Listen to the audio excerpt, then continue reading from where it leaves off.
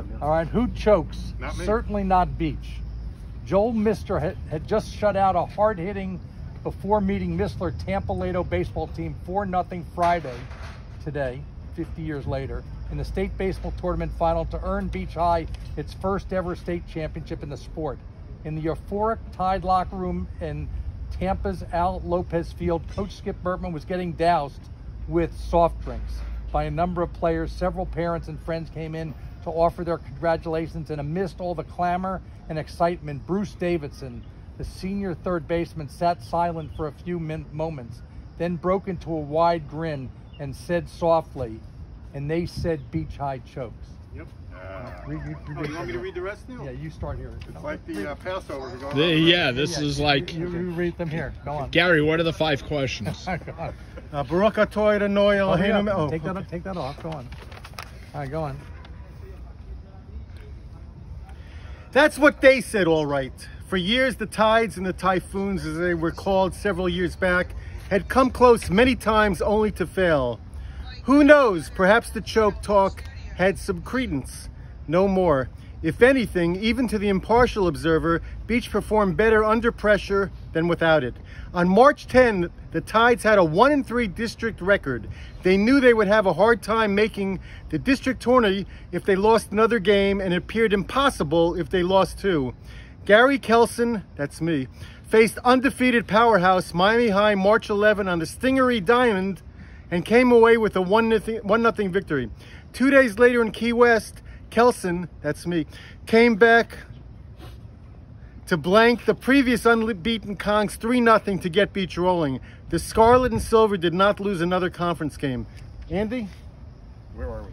Going into the district tournament, right down there. The Scarlet and Silver did not lose another conference game. Going into the district tournament, the Tides were judged the 4th best team at best. Miami High, Miami Jackson, and Hialeah were the top choices. Beach, without the services of Davidson, who sustained a hairline fracture of his right ankle April 7th and did not return until the final game of the state tournament, was the dark horse, with Carl Park and Killian bringing up the rear.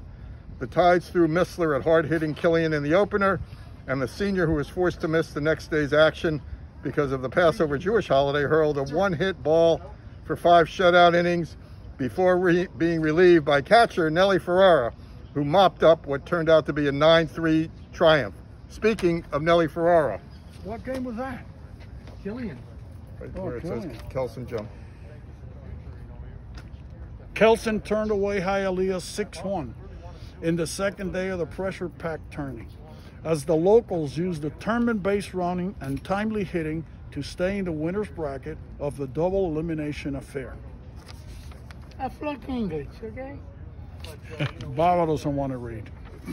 Only when I coach against Where is Puerto it? Parker Where we am I? won. The winner's bracket win. Okay. Mistler came back with 1 day's rest to cool down hot Carl Park 1-0 at the 3rd round of competition at Miami Beach Stadium. Thanks in part to a brilliant play by shortstop Andy Howard to choke off a late Carl Park rally. The Rams obviously weren't cold enough to bow to Miami High, which won 1-0 in 24 innings over Hialeah in the first game of the 4th round. Carl Park took advantage of Miami High's tiredness in the nightcap to score a 9-0 victory and advance to the final against Beach. The Tides could have lost in that round and still come back the next night, but they wanted to end it right there and then. Beach needed 2 extra innings to take care of Carl Park to wrap up the title behind the gutty pitching of Kelson. And the coaching of me. And the coaching of Babalu. Following the Dutch success. Oh, this is wild. Following their district success, the Tides had to wait nearly a week before meeting District 7A champ Stranahan.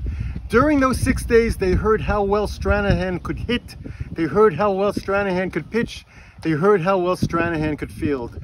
Beach was so scared that it went out and shellacked Stranahan 6-0 to earn the right to go to state as Kelson, me, hurled another shutout. Beach was Stranahan coach Dennis Lynch claimed the beach partisan crowd at Miami Beach Stadium caused his team to lose. What a poor sport. We'd win at home, he said.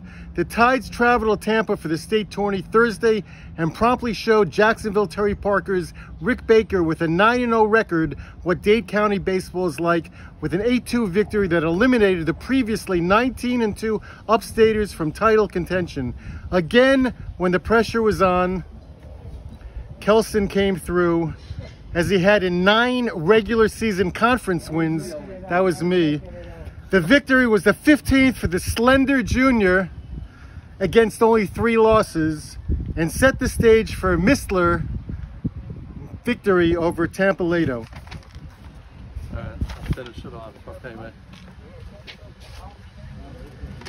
Here, take this, Gary. All right. Lato coach Billy Howell, who jumped on and beseeched, whistled at, and cheerlead his players in their 5-1 triumph over West Palm Beach Forest Hill Thursday night, was more than happy to have the support of an estimated 2,500 fans in the stadium.